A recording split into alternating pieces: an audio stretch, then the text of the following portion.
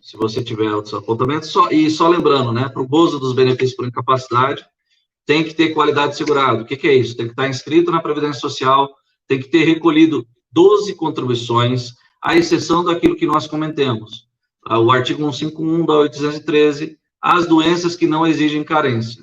As exceções também para essa carência de 12 meses.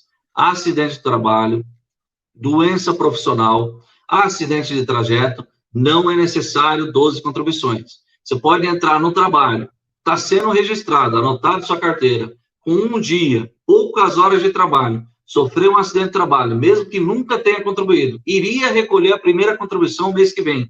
Você tem direito à proteção previdenciária, porque é uma das exceções. O auxílio, o acidente também, de qualquer natureza também, afasta essa carência de 12 contribuições. E para quem já recolheu 12 contribuições, ela cai pela metade, ela vai para 6 contribuições, e para quem tem aquelas doenças, o artigo 151, que são graves, o HIV, a cegueira, a neoplasia, ela também é dispensada, tá? Agora tem as perguntas. Você quer que a gente responda as perguntas? Então, vamos lá. A Lúcia Lima perguntou para nós. Médico reumatologista e cardiologista me receitam muitos remédios para fibromialgia e pressão arterial, mas diz que não sou de risco e tenho que fazer perícia todo mês. É certo? Bom, eu acho que ela quer a resposta relacionada a benefícios, né? Relacionadas. A questão médica de interpretação não tem como nós interferirmos, porque cada profissional tem um discernimento, tem um tempo de estudo, tem uma avaliação clínica diferenciada um do outro. Não que um esteja mais certo, menos certo, etc. tal. Cada um vai dizer que você pode fazer um tratamento medicamentoso e surtir efeito. O outro vai dizer que você tem que fazer cirurgia e surtir efeito. O outro vai dizer que você não tem nada. O outro vai dizer vai fazer uma fisioterapia, né? Outro vai dizer vai fazer acupuntura e etc, etc. Cada um vai ter uma solução para o mesmo problema. Isso é um problema? É um problema. A advocacia acontece isso? Acontece. Também advogado, se você consultar 10 advogados, eu garanto que 8, cada um, podem ser semelhantes, mas nunca iguais, né? No caso dela, a questão de fibromialgia e pressão arterial é aquilo que a gente volta a falar. São duas doenças que podem causar incapacidade ou não. Depende da profissão também, tá? Se, por exemplo, ela tiver uma profissão como eu, advogado, trabalha no ar-condicionado, numa sala confortável, etc, etc, talvez não. Mas se ela tiver uma profissão que, por exemplo, ela é motorista de ônibus, né? É uma trabalhadora braçal, é um trabalhador de construção civil, né? Com certeza a fibromialgia vai fazer uma baita diferença para quem pega um saco de cimento de 50 quilos. Diferente de eu que trabalho com digitação, por exemplo, manutenção. Eu não tenho um esforço físico como essas pessoas têm, né? E fala de fazer perícia todo mês, é certo? Bom, eu não sei se ela fala a perícia judicial ou a perícia administrativa do INSS, eu não sei se ela entende como perícia as consultas delas. Consulta é uma coisa relativa, ela tem que fazer quando ela entender que é necessário e o médico recomendar. A perícia administrativa, não é que ela tenha que fazer todo mês, ela vai ter que fazer no tempo estimado que o INSS der. Hoje, a gente está no modo virtual, então lá, concede 30 dias, não tem perícia. É encaminhada a documentação médica para avaliação conforme esses requisitos que colocamos. Quando tem a perícia física voltar a ser atendida, talvez ela não vai fazer todo mês, porque o tempo de estimativa, o perito pode dar para ela 90 dias. Acontece. Tem perito que pode dar 1 ano de incapacidade, né? É possível. Difícil, né? Na atual conjuntura, mas é possível. Outra pergunta que a gente tem é da Mel Carvalho. Ela fala, boa tarde, estava com benefício desde a minha última perícia em 4 de fevereiro, em abril ele foi bloqueado. Primeiro disseram que era um erro do sistema do INSS, depois que meu benefício estaria sendo revertido em aposentadoria por invalidez.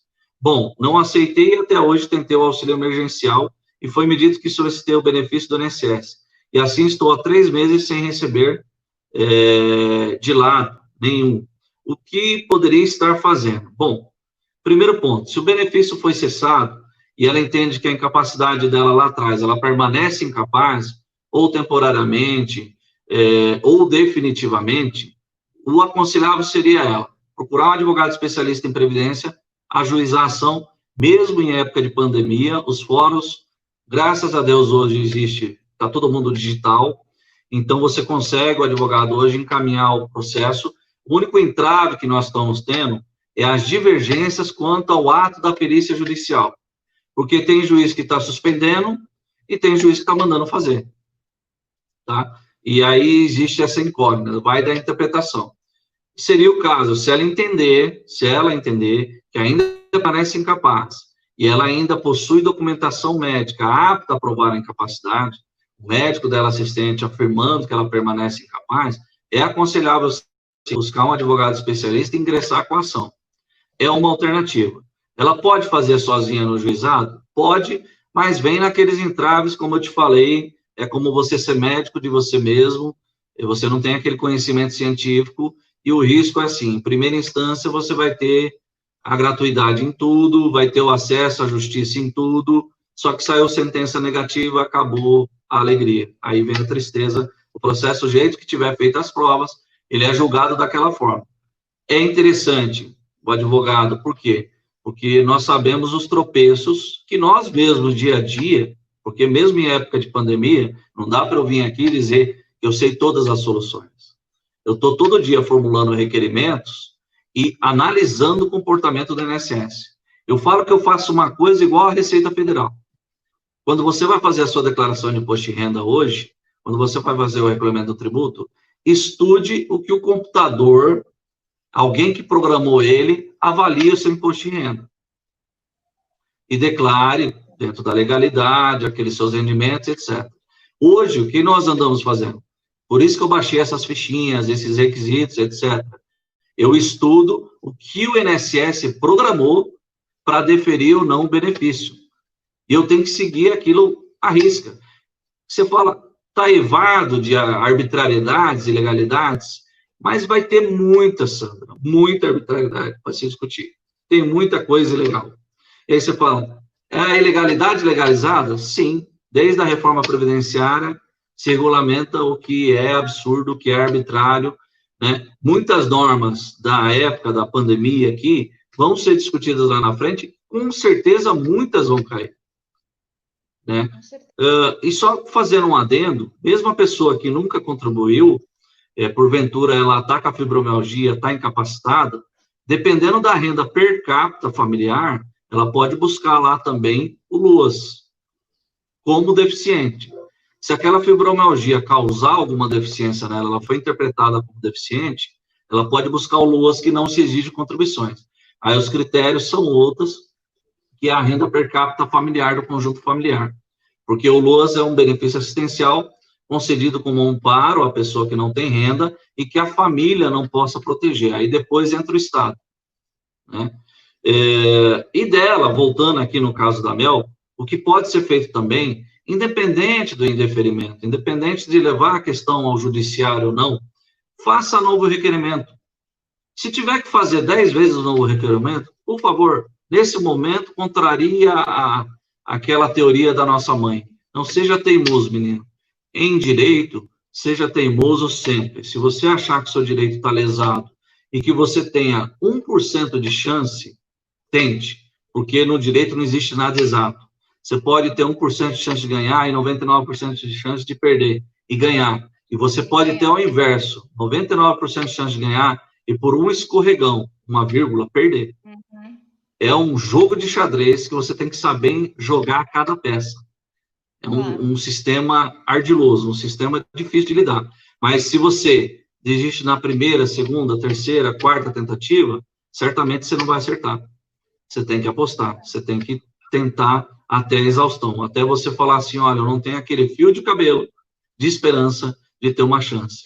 Eu já tive êxito em ações com um fio de cabelo, que eu, olha, vai ser difícil reverter. E o resultado financeiro para a pessoa, para mim, foi excelente, né? Por isso que eu falo, tente a exaustão. Não fique na nuvem cinzenta. Poderia ter feito ou não poderia ter feito. Faça. Não deu certo? Não fiquei na nuvem cinzenta. Eu tentei. Eu fui a exaustão, tá? Então, eu acho que ela deveria fazer isso. Ela não falou nada de relação do trabalho, né? Se aqui tivesse a relação do trabalho, por exemplo, essas pessoas vão dizer que estão em gozo de auxílio-doença, ou tentaram, foram negados, e que a empresa mandam elas para o INSS manda elas para a empresa, o médico assistente atesta a incapacidade dela, fala o que fazer. No direito criou uma teoria que chama limbo jurídico trabalhista previdenciário. Que é isso? O empregador diz que eu estou doente, não me quer, e o INSS também diz que eu estou capaz e não me quer. A conta disso está estourando no empregador, tá? Por quê? Porque a interpretação é de que o INSS é uma entidade pública, o perito é um servidor. O perito do INSS goza de uma presunção de fé pública no âmbito administrativo, não no âmbito judicial. Ali a gente se iguala no judicial. No administrativo é como se tudo que ele fizesse fosse verdadeiro. Isso é invocado a um princípio para a autoridade judicial, a autoridade policial. Você presume que o policial está cumprindo a legalidade, ele tem fé pública. E o perito do INSS é revestido dessa fé pública também. Mas isso pode ser questionado, discutido no judiciário, porque você tem um direito à ampla defesa, você tem direito a contraditório, você tem direito a produzir provas, né? Mas no administrativo fica um pouco mais estreito. Embora hoje, no administrativo, as pessoas falam, corro logo para o judicial, ou fico no campo administrativo, quando a gente se refere ao administrativo, a gente quer dizer, recorrendo ali perante o INSS, que cabe recurso, é interessante seguir o recurso do INSS também, porque o Conselho, né, de Previdência Social hoje tem excelentes julgadores, que são compostos de empregadores, da sociedade e do governo. São 3 partes, tá? E tem muita decisão deles interessante. Às vezes, decisões melhores do que o Poder Judiciário, inclusive, tá? Mas é uma coisa ali que dê certa, não.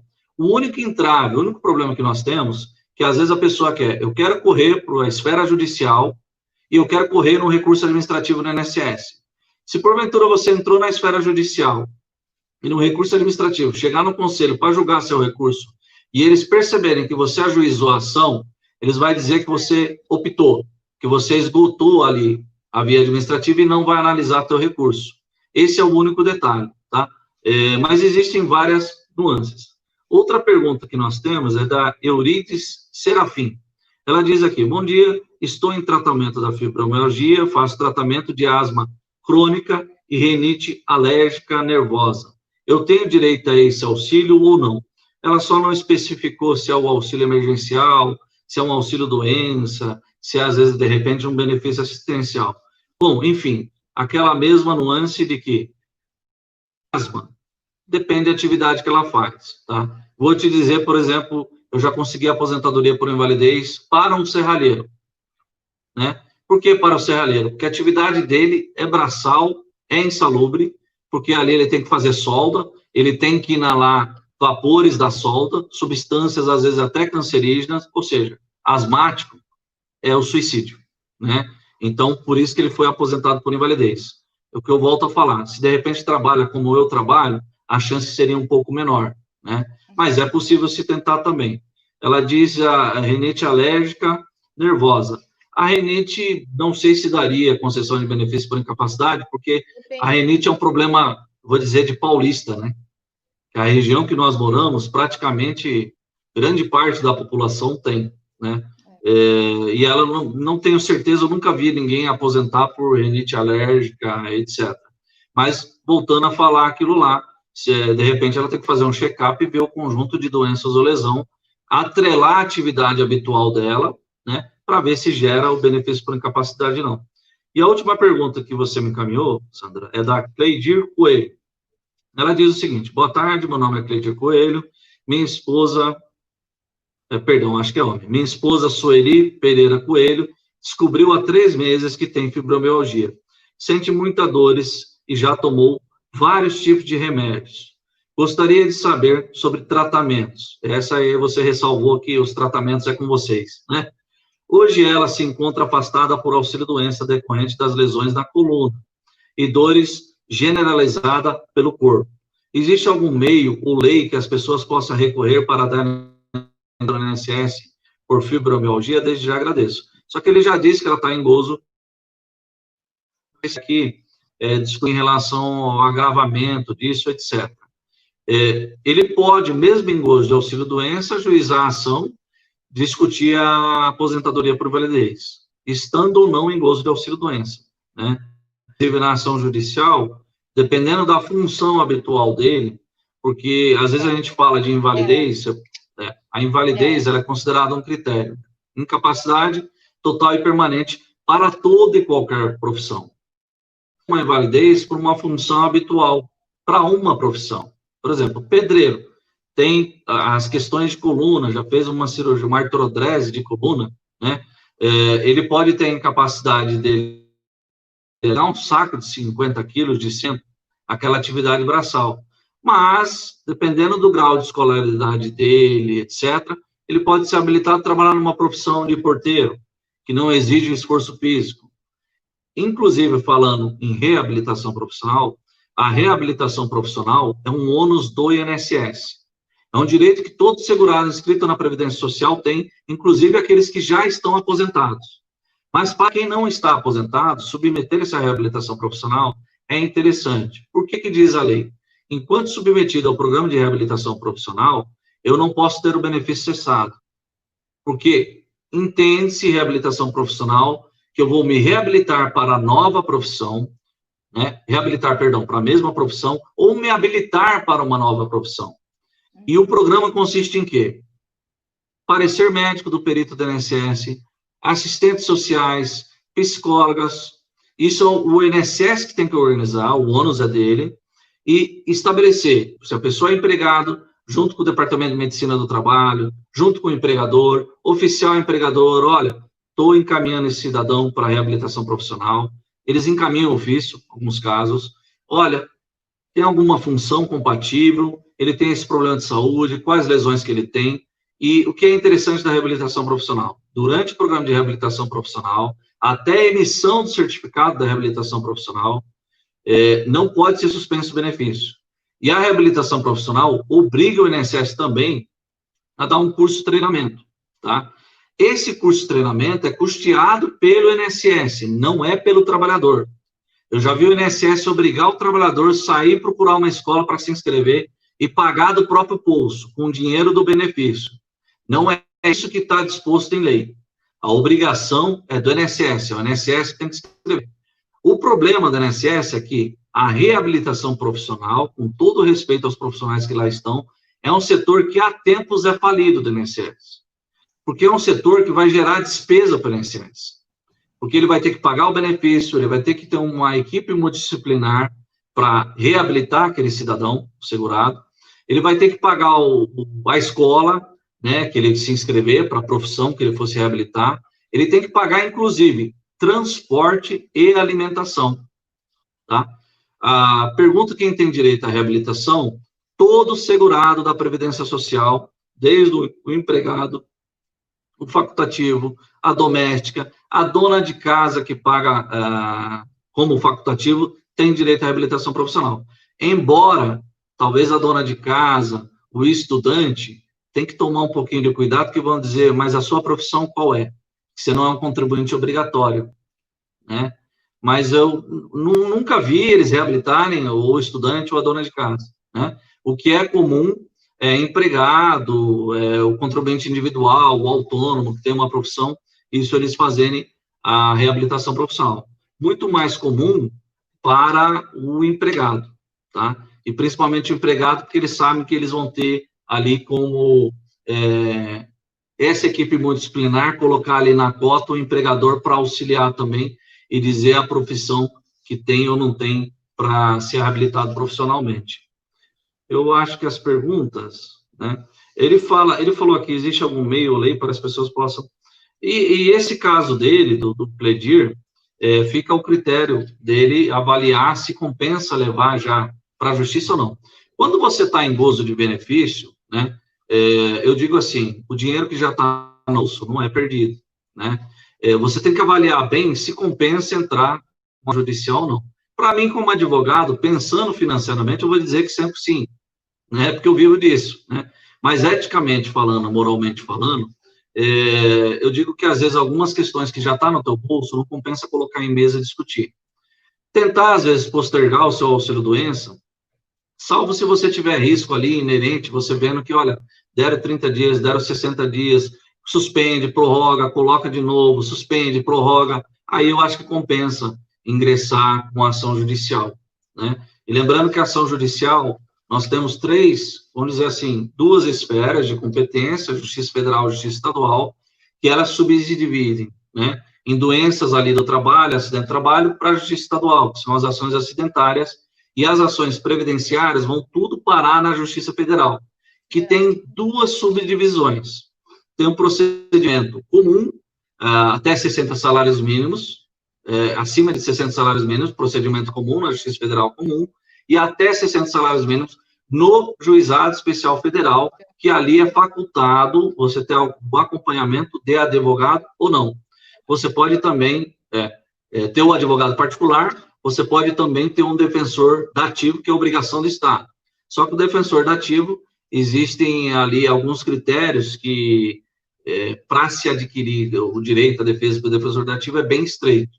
Mas não é impossível, né? Para quem é muito carente, quem não tem condições, é aconselhável, mesmo que seja defensor físico, para ter uma defesa. Porque se você socorrer do Juizado Especial Federal, voltando àquela crítica que eu fiz no passado, infelizmente, com todo o respeito ao servidor que lá trabalha, que lá monta a sua petição, nós podemos provar isso documentalmente, não é uma crítica à toa ou em vão. O processo não é elaborado com o cuidado que ele merece. Por quê? A quantidade de pessoas que socorrem ao Juizado Especial Federal é grande. Por que eu digo padrão SUS? Porque a saúde, a quantidade de pessoas que precisam de saúde é muito grande, então o Estado ele não consegue fomentar.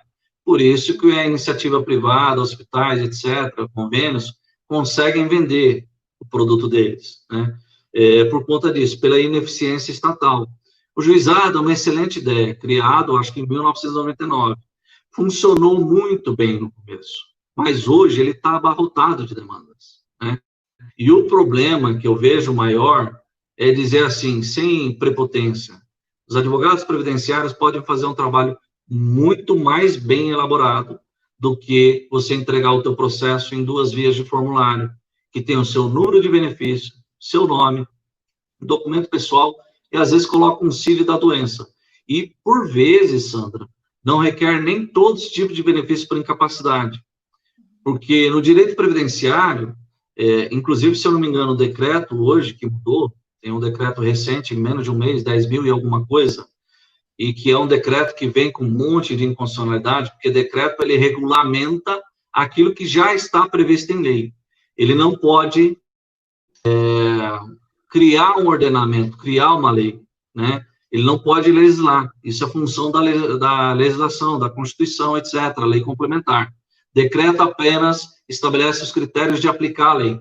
E esse decreto, ele vai ser uma aberração jurídica, e você pode ter certeza, desde a PEC 103, até quando ela vigorar, até ter outra reforma, vai chover de revisões. Só para você ter uma ideia, a aposentadoria por invalidez, quando ela é decorrente de acidente de trabalho, ela é 100%.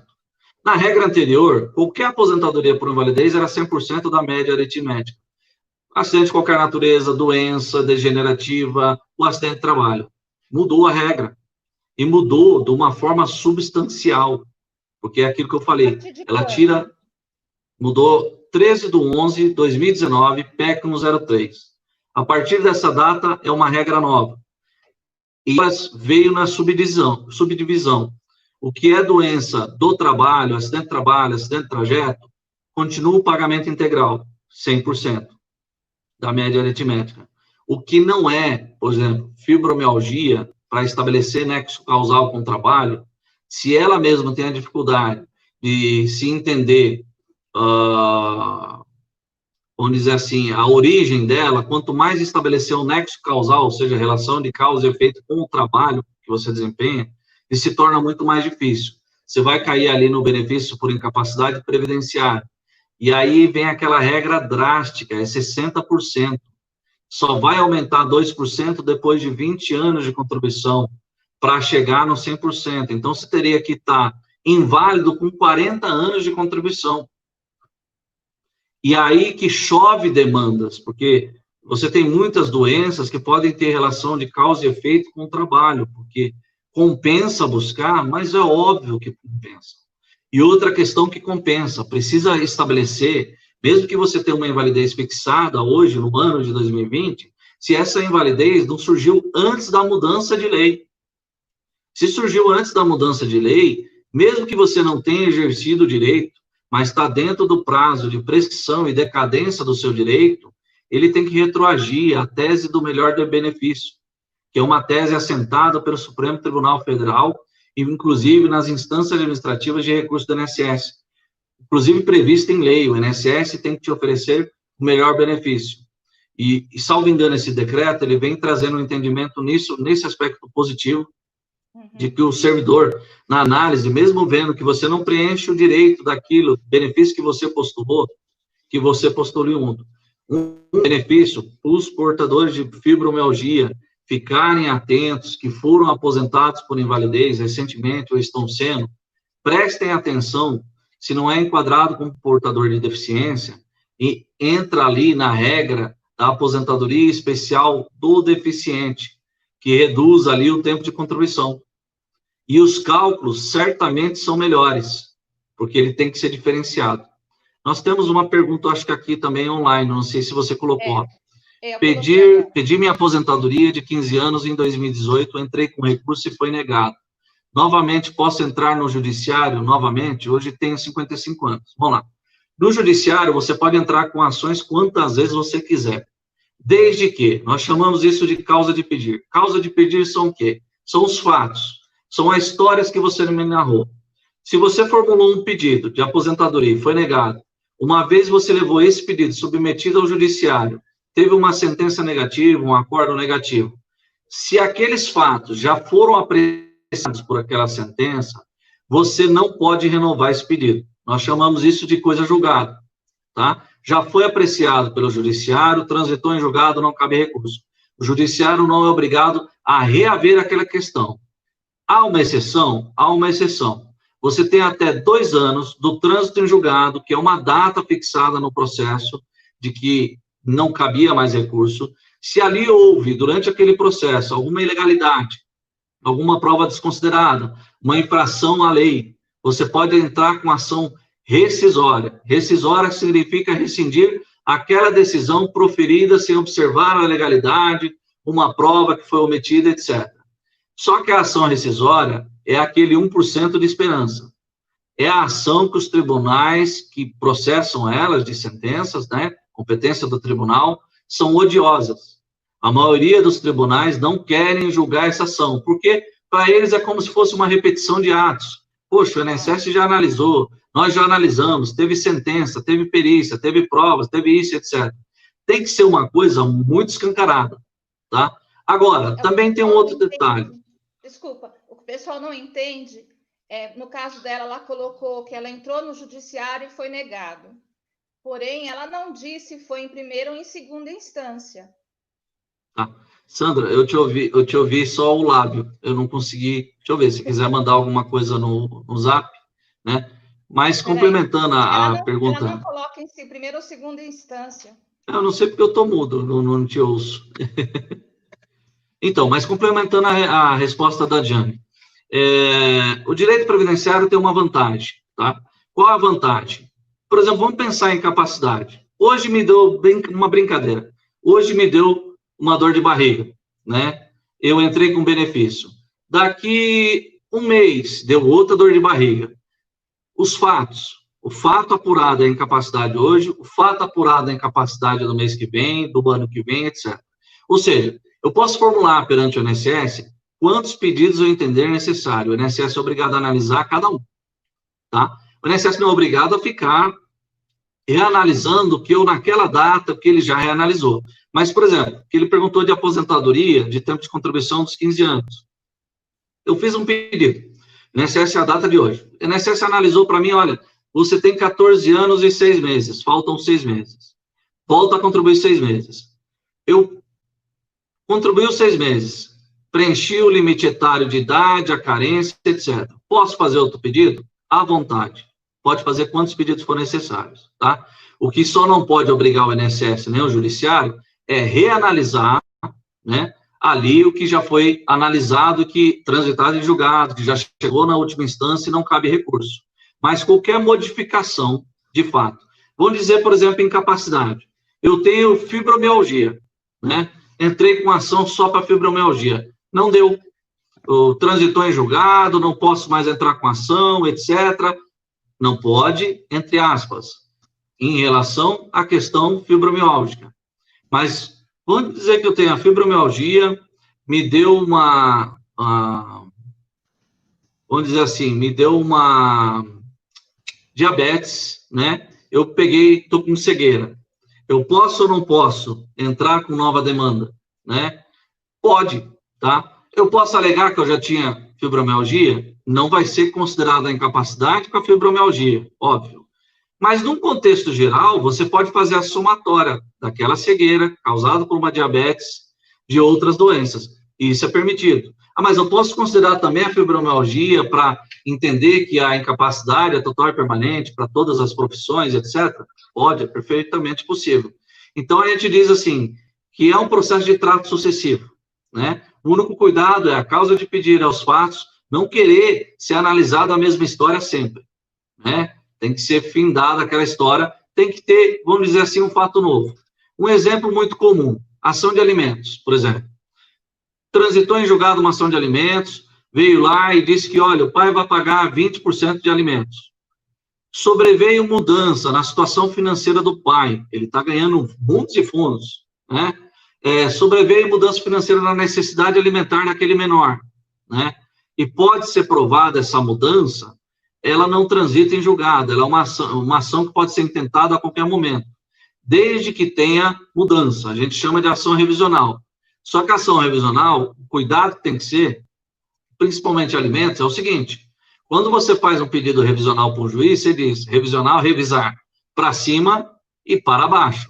Se você pegar um advogado adverso que vê que a situação daquele devedor de alimentos está pior e estão pedindo para aumentar a pensão e está pior, ele pode fazer uma ação que chama reconvenção no mesmo processo e dizer, excelência, ele só não tem como aumentar, como precisa reduzir. E dá o efeito ao inverso. Eu vou dizer para você que a experiência nos treina, nos ensina. Às vezes você pode se graduar, você pode fazer pós-graduação, você pode ler doutrina, você pode ler jurisprudência, e todo dia, no dia de fato, aplicando o teu trabalho, você vai aprender uma coisa nova. Eu aprendi uma coisa há 15 anos atrás. Certa vez entrei com uma ação para aquele adicional de 25%, né? A grande invalidez. Além de não reconhecer, ele estava aposentado por invalidez. Isso, você imagina a ansiedade que me deu, o temor que me deu, porque a gente quer ajudar a pessoa a melhorar a situação da pessoa e jamais prejudicá-la. Infelizmente, houve um prejuízo. Veio o laudo pericial, o perito judicial disse, olha, não tem direito à grande invalidez e pode ser reconduzido ao trabalho. O que o INSS fez? Né? Obviamente, chamou o segurado na agência da Previdência Social. Além da ação, nós perdemos a ação judicial, ele cessou o benefício. Eu tive que entrar com outra ação judicial. E isso, para nós, é muito ruim. Mas não foi uma falha técnica nossa. É uma questão do médico interpretar. Tem médico que você passa que ele fala, você vai morrer nos próximos dias. E tem médico que fala assim, não, esquenta a cabeça, você vai morrer tudo menos disso. E classificar a incapacidade em diversas formas. Ou dizer que não está incapaz, etc. Tal. É o que aconteceu, né? Por isso que eu falo da teimosia. Sempre tenta.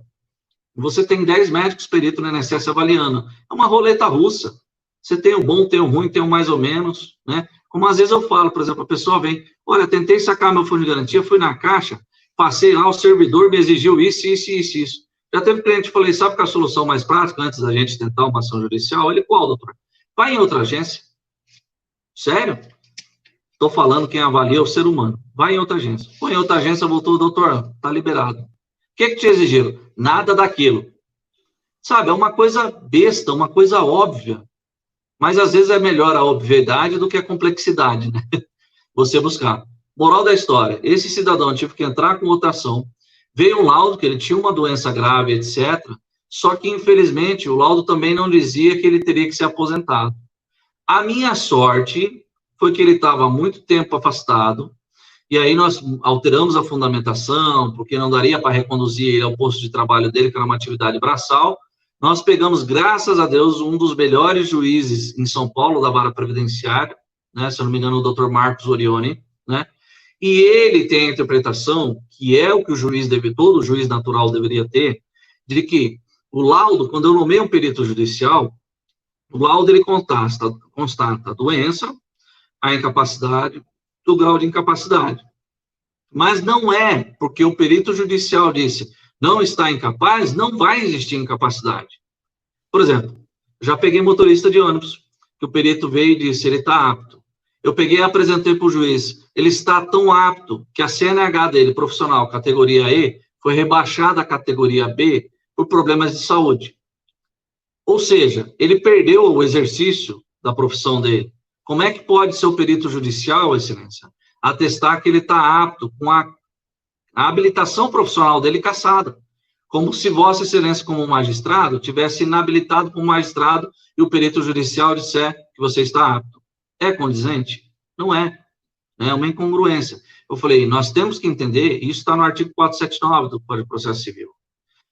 O laudo pericial é uma base para nós, que não entendemos, entre aspas, de medicina, não somos médicos, se balizar no entendimento. Mas a interpretação do direito ou não, são várias questões. Que você pode, o que eu te falei, você pode usar uma CNH com carteira rebaixada como prova judicial, como prova na instância administrativa, ali na perícia do INSS, que é muito comum. Muito comum o INSS no passado, o que ele fazia? Qual a sua profissão? Motorista de ônibus? Eles emitiam um formulário, dizia assim, está aqui o ofício, o senhor vai me fazer um favor. Antes de eu deferir o benefício do senhor, o senhor vai entregar a sua CNH para o INSS. Entregava a CNH para o INSS, não, perdão, para o Detran, entregava a CNH para o Detran batia o carimbinho, ele voltava e entregava, doutor, está entregue a carta. Ele deferia o benefício. Né? Inclusive, isso serve para várias nuances. Eu já conheço alguns peritos judiciais, Sandra, que ele, em vez de pedir seu RG, ele pede sua CNH. E qual o macete disso? Ele olha a data do seu exame médico. Que relação tem essa com o meu processo judicial, Gilberto? Ele tira a foto da sua CNH, junta no processo, alguns que concluem, dizem, olha, ela está apta ao trabalho, ela pode voltar ao trabalho. Tanto é verdade, Excelência, que ela renovou a habilitação dela fazem 2 meses. Isso eu acho um absurdo, porque o critério para dirigir, de aferição de capacidade ou não, é um. O critério de incapacidade laboral é outro. Se a atividade do cidadão realmente é motorista, um motorista de Uber, um motorista de ônibus, de caminhão, etc., pode ter algum sentido. Mas a atividade habitual da pessoa não é nem isso. Só que isso eu vejo com um pouco de maldade, porque é uma forma de que você não conteste o laudo pericial. São amarrações que se tornam mais difícil para nós, advogados, né, fazer a defesa nesse sentido. Porque é uma verdade, foi uma perícia, querendo ou não, para habilitação, com outra finalidade, foi ou não. Só que daí eu digo que o segurado também tem que ser esperto também e levar tudo aquilo que pode provar incapacidade. E a prova da incapacidade pode ser aquilo que outrora nós conversamos, a carteirinha de deficiente. Ah, sim, a carteirinha de deficiente. Aquela que te dá a gratuidade num ônibus. Tire foto dela, entregue para o seu advogado, junte no processo. Por que isso? Porque para você fazer gozo daquela carteirinha, você tem que se submeter a uma perícia. Segundo o decreto no Estado de São Paulo, para ter direito a esse benefício, você tem que estar incapacitado ao trabalho, ser deficiente e incapaz ao trabalho. Olha que legal. É uma prova emprestada, né? Então, assim, se me concedeu, diz que eu sou deficiente, estou incapacitado ao trabalho, como eu não estou incapaz ao trabalho? Né? É uma questão. E muitas vezes, Sandra, acontece não sei por que cargas d'água isso acontece, às vezes quem avalia a concessão da gratuidade no transporte ali municipal, intermunicipal, etc., pode ser perito do INSS. Aqui em São Bernardo tem perito que é perito do INSS e perito para avaliação dessas carteirinhas. E eu junto isso como prova. Nós chamamos isso de prova emprestada. Né? Então, Sandra, não sei se tem algum outro apontamento, alguma outra questão. Né? Olha, tem algumas outras aqui. É que eu não te ouço, Ouve? Ouve? Ouve? Tinha que cortar o áudio seu, né? Tava tão legal. Ouve? Você quer escrever para mim alguma coisa? Eu vou escrever aqui. Encerrar? Peraí. Vai encerrar. Se você quiser escrever para mim, eu consigo ver aqui.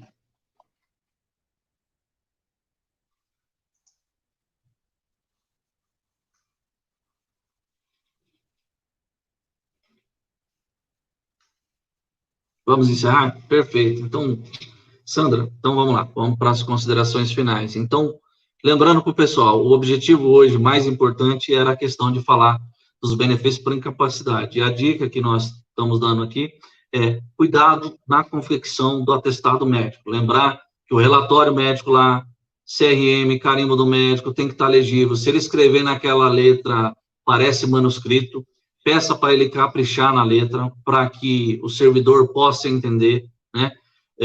Assinatura, data de emissão, data principalmente, peça para colocar em dia, meses, o tempo de tratamento, tá? Esses são os critérios, vamos dizer assim, é um critério quase absoluto para o INSS conceder seu benefício. Então, se não preencher esses requisitos, você infelizmente vai ter que recorrer na instância administrativa, se admitirem o recurso, porque estamos em época de pandemia, existem más línguas que dizem que às vezes eles não querem admitir, isso pode se transformar numa bola judicial lá para frente e prejudicar o seu direito. Então, voltando à brincadeira, pinte de cor-de-rosa, cumpra as exigências legais que tem, pelo menos nesse momento transitório, e no futuro, se tiver que discutir judicialmente, procure um bom advogado especialista em direito previdenciário para ter uma assessoria adequada, principalmente tomando muito cuidado com a elaboração do relatório médico.